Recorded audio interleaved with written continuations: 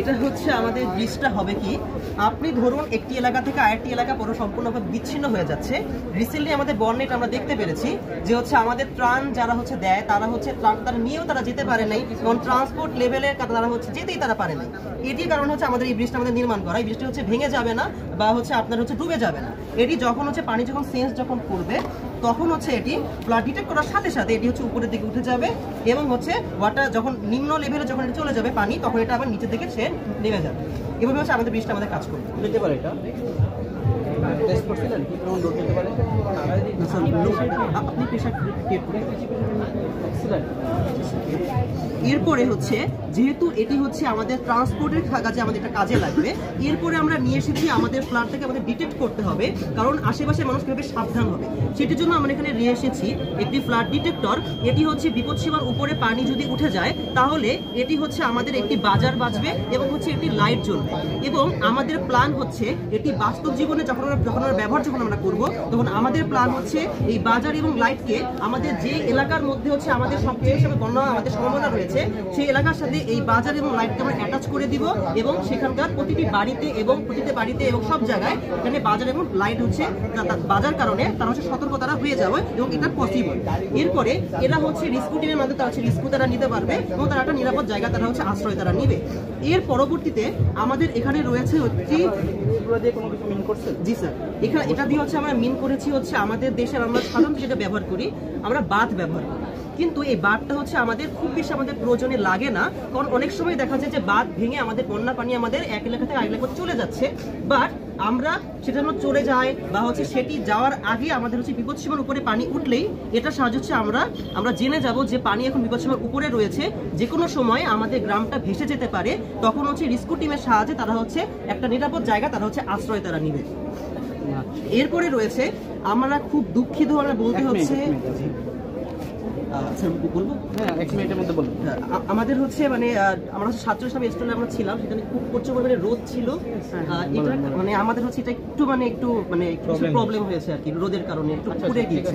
এটার আমাদের কাজ হচ্ছে এটা একটি বিশেষ ধরনের একটা ফ্লাড ডিটেক্টর ছিল যেটার মাধ্যমে এটা কাজও করেছে, আমরা প্রমাণ আমরা দিতে পারবো। আমাদের ফোনে আমাদের SMS এবং হচ্ছে আমাদের কল আমাদের রয়েছে, আমরা কয়েকবার আমরা চেক করেছি এবং এটির মাধ্যমে হচ্ছে ধরুন আপনি এখন হচ্ছে বাসায় আপনি হচ্ছে রয়েছেন, এখন বাসায় ধরো একটি অসুস্থ একটা রোগী রয়েছে, বাট আমাদের এখন সবার হাতে আমাদের একটি ফোন আমাদের থাকেই। এখন এটির মাধ্যমে আমাদের কি হবে, এই সেন্সরটি যখন আমরা সেন্স যখন আমরা করাবো তখন হচ্ছে এই GSM মডিউলের মাধ্যমে আপনার ফোনে একটি কল যাবে এবং SMS যাবে, যেটার মাধ্যমে আপনি ঘরে বসেই আপনার মোবাইলের মাধ্যমে আপনি বুঝতে পারতেছেন যে হচ্ছে এখন পানি বিপদসীমার উপরে উঠে গিয়েছে, এখন আপনাকে সাহায্য নিতে হবে বা একটি নিরাপদ জায়গা আপনাকে আশ্রয় নিতে হবে। এটি হচ্ছে আমাদের ছিল বন্যা পরিস্থিতি মোকাবিলার জন্য সম্পূর্ণ একটা প্রজেক্ট। এছাড়াও আমরা আরেকটি জিনিসটা আমরা গবেষণা আমরা করেছি এবং এটা এখনো আমাদের গবেষণাধীন রয়েছে, এটি হচ্ছে একটি ওয়াটার রেজিস্ট্যান্স হাউস।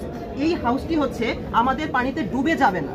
এই হাউসটি হচ্ছে আমাদের পানি যদি আমরা একটু দেখাতে যদি চাই, এটি যদি আমরা পানি যদি আমরা দেই, এটি হচ্ছে পানি দেওয়ার সাথে সাথে এটি হচ্ছে ভাসতে শুরু করবে, অর্থাৎ এটি হচ্ছে ডুবে যাবে না এটি পানি। এবং এটিতে যদি আমরা সায়েন্টিফিক ব্যাখ্যা আমরা দিতে যদি চাই, আমরা জানি সাগরে হচ্ছে আমাদের জাহাজগুলো আমাদের ভেসে থাকে। সেটা কিভাবে থাকে, কারণ সাগরের আয়তন অনেক বেশি হয় এবং জাহাজের আয়তনটা তার তুলনায় অনেক কম হয়।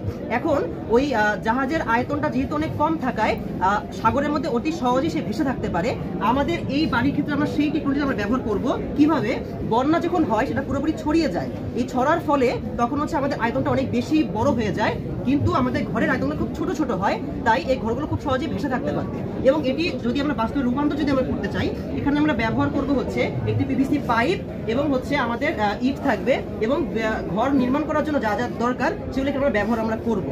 এবং আমরা বলতে হয় যে হচ্ছে আমাদের বাজেট স্বল্পতার কারণে এবং জায়গা সংকলনের কারণে আমরা বড় করে এটাকে আমরা দেখাতে আমরা পারিনি, না হলে হচ্ছে এটাকে আমরা বড়ভাবে ব্যাখ্যা করতাম। এটা আমরা ঘরে ট্রাইও করেছি এবং এটা হচ্ছে প্রায় 10 দিন এটা হচ্ছে মানে এটা থাকতে পারবে পানিতে ডুবে মানে ভেসে থাকতে পারবে। এটা হচ্ছে আমরা এক্সপেরিমেন্ট আমাদের বের হয়েছে। আপনাদের কাজটা আইডিয়াটা খুব সুন্দর, জি, যেহেতু বাংলাদেশে যদি হয় রিসেন্টলি হচ্ছে বাংলাদেশে হচ্ছে বন্যা কারণে আমাদের এটা আর কি আমাদের এটা ভালো কাজ, কিন্তু আপনাদের স্কেলটা তো খুব স্মল স্কেলে করা, তাই না? যদি লার্জ স্কেলে করতে চান তাহলে আপনার আরো অনেক কিছু চিন্তা ভাবনা করতে হবে। ঠিক আছে, যে আপনি আমাদের বাজেট স্বল্পতার কারণে নির্মাণ করছেন, এখানে কিন্তু অনেক ব্যাপার আছে। হ্যাঁ, অনেক ব্যাপার আছে। এখানে আমরা সার্ভো মোটর আমরা ব্যবহার করেছি, কিন্তু আমরা খুব নরমাল আমরা সার্ভো মোটর ব্যবহার করেছি। এরপরে হচ্ছে আমাদের মেকানিক্যাল কিছু কাজটা অ্যাড করতে পারেন, ঠিক আছে? জি জি, আমরা এখানে কোডিং করেছিলাম, বাট আপনাদের মোটামুটি সুন্দর আইডিয়া, ঠিক আছে? ওকে, থ্যাংক ইউ। আসসালামু আলাইকুম।